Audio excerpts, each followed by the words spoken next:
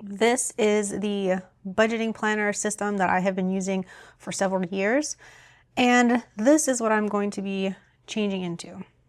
Today I want to talk through a little experiment of mine that I have been working on the last couple of weeks to shift a little bit about how I do my budget planning. Not so much the actual way that I do the budgeting, that's staying the same. What's changing is the actual planner and like the system itself. So that's what I want to talk about today. But first, if you're new, hey, my name is Lauren, and on my channel, I like to talk about the planners and journals that I use to help me stay sane.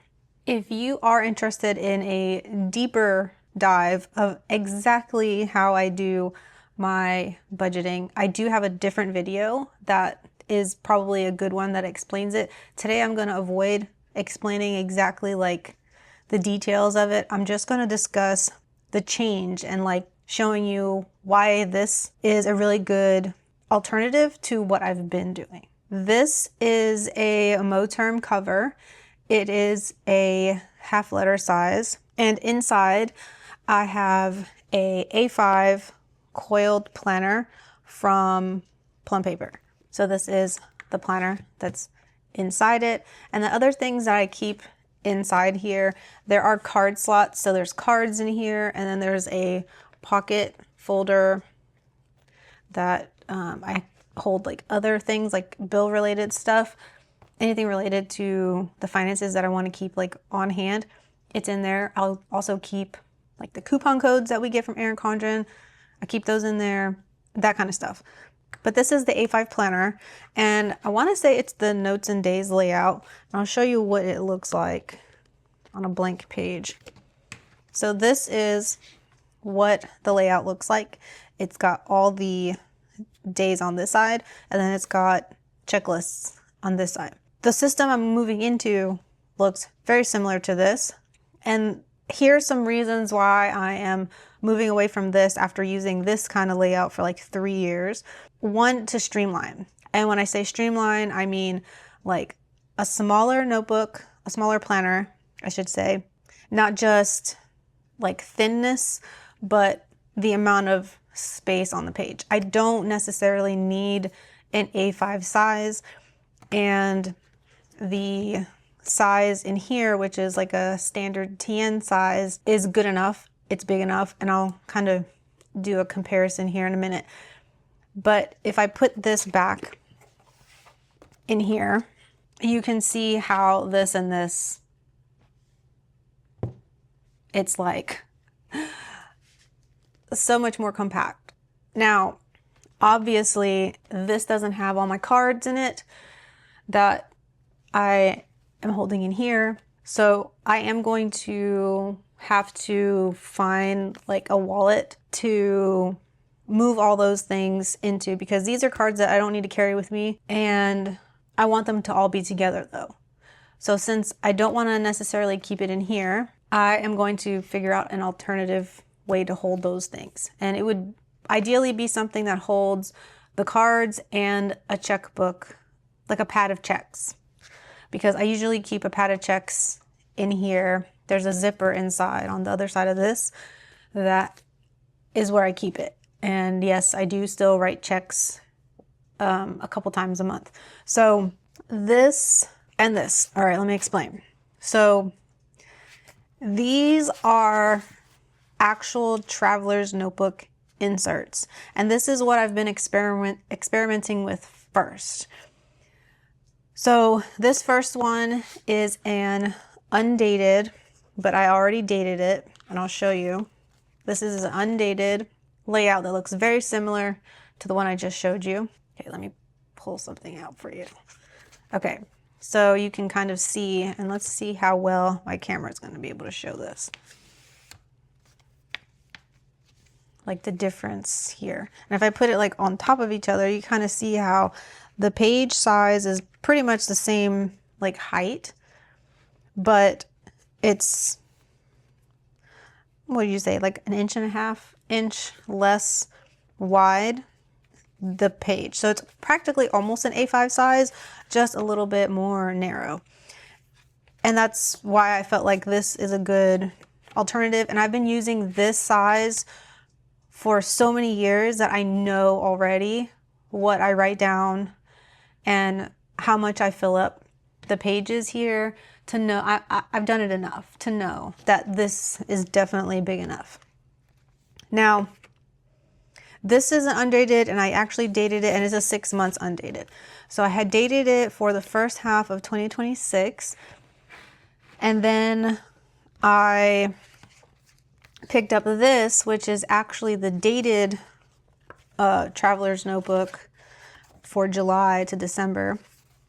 And normally at the beginning of the year, you can buy this in a set, and it does have a couple of calendar pages in the front that is missing in the undated version, of course. But this you can see, and I think the paper colors are the exact same in here. So this is what I tried out doing for a few weeks in this size.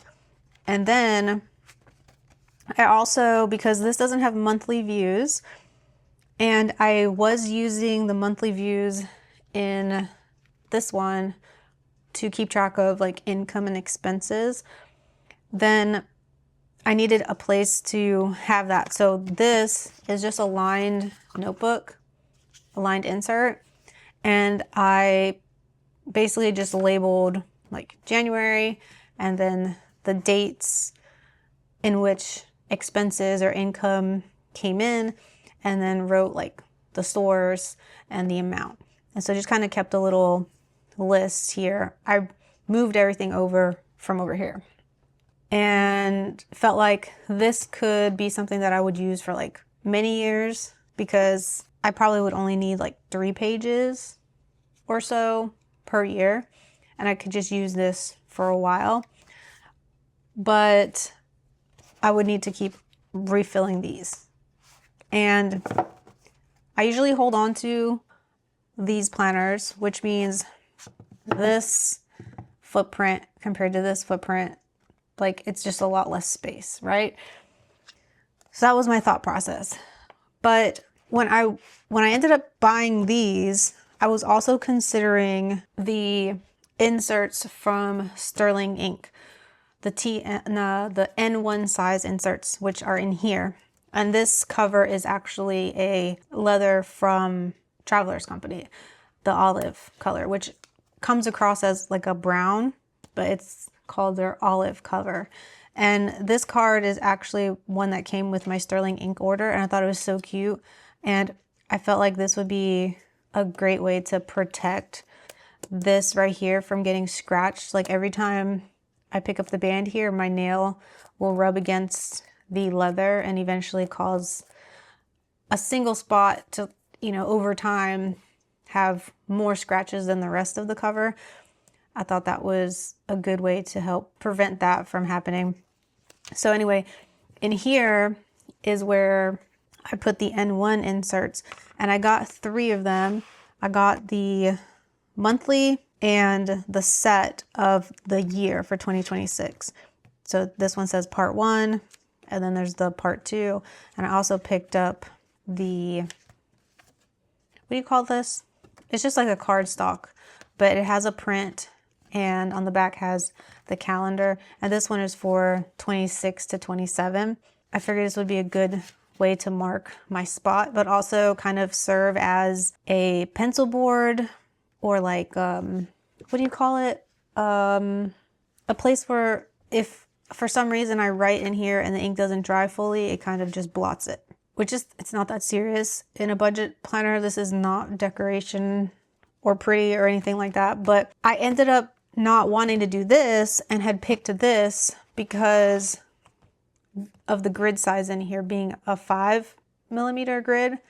And this is, I want to say, not quite 4mm. So just based on that alone and the price point and me just being like, I want to experiment, this is what I had picked up.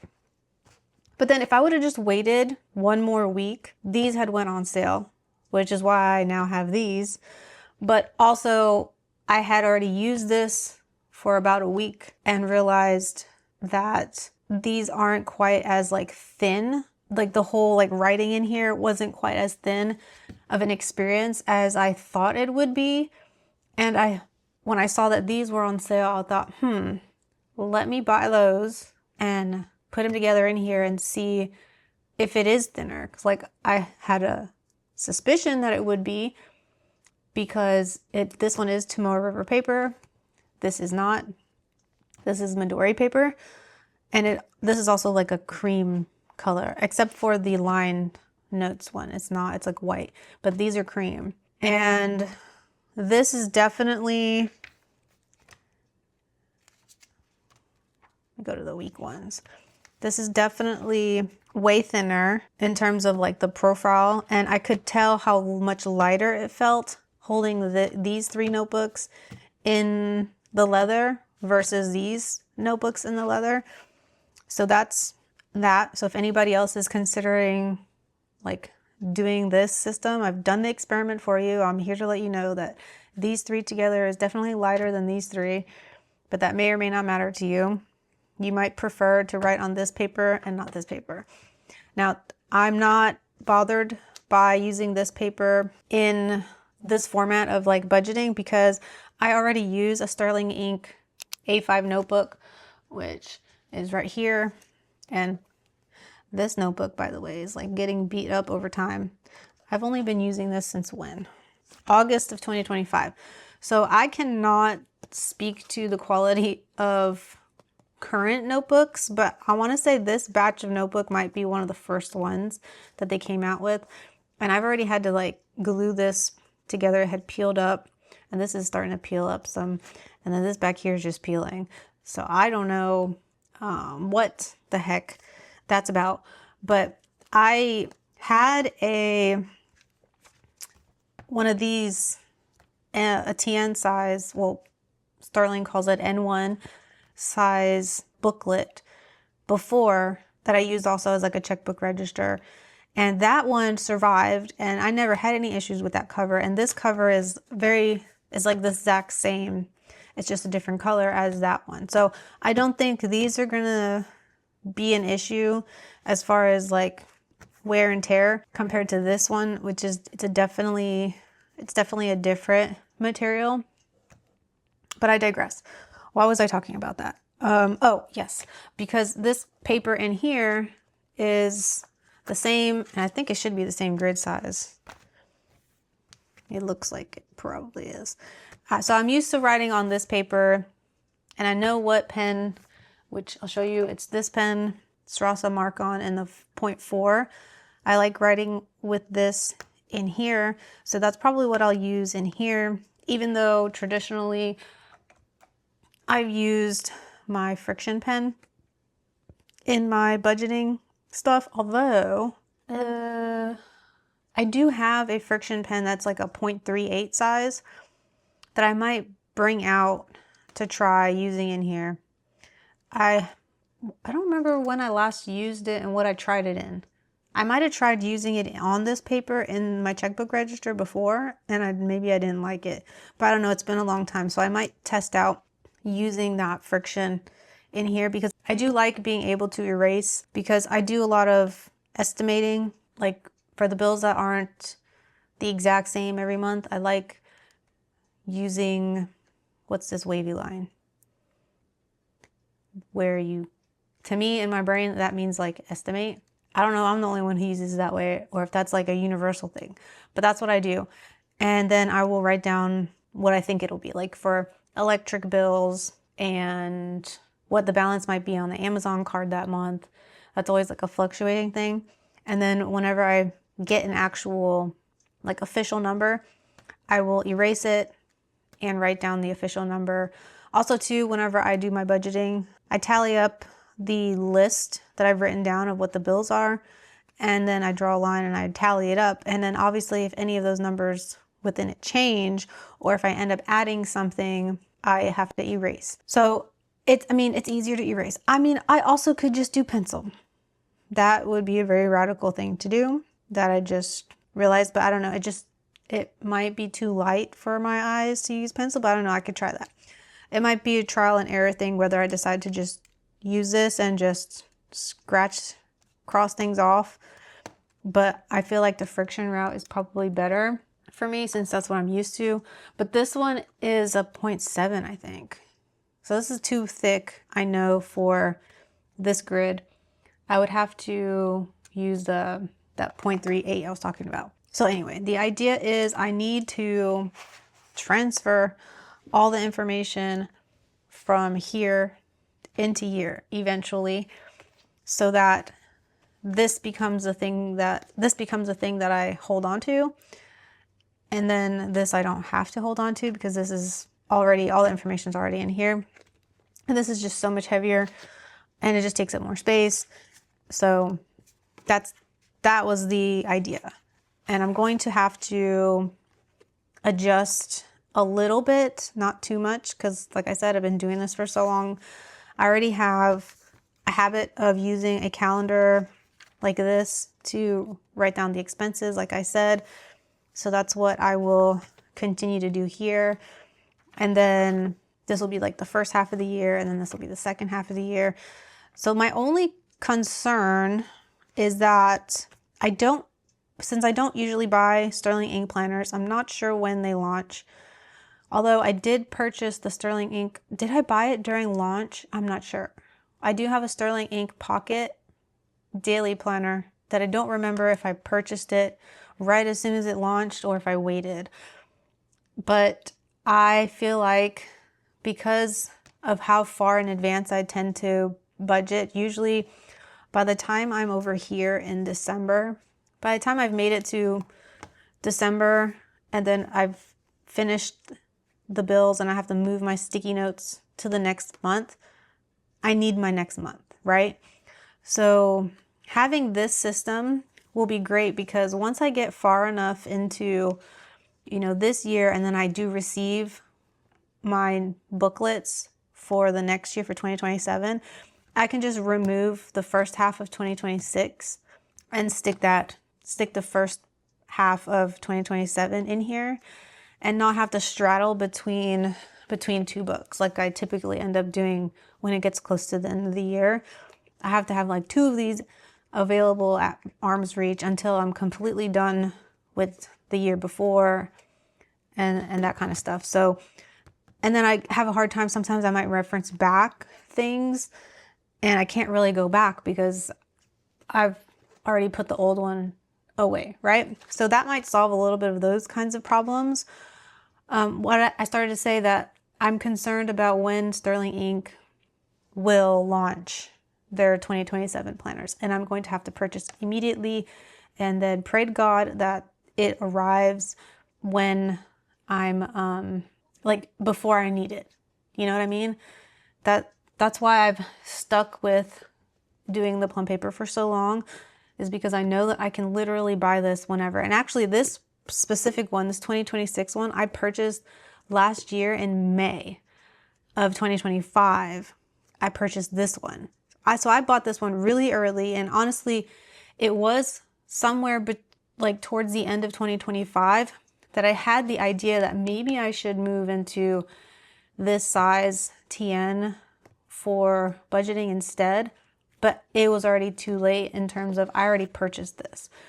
So I'm kind of taking the opportunity now that like this was on sale and that my life is not crazy with all the holiday stuff that tends to happen at the end of the year, that I can just play around a little bit and figure out if this would work. And I honestly think it will. It's not that much of a difference, like I said, compared to what I've been doing before. The only difference is like the size and what it's in.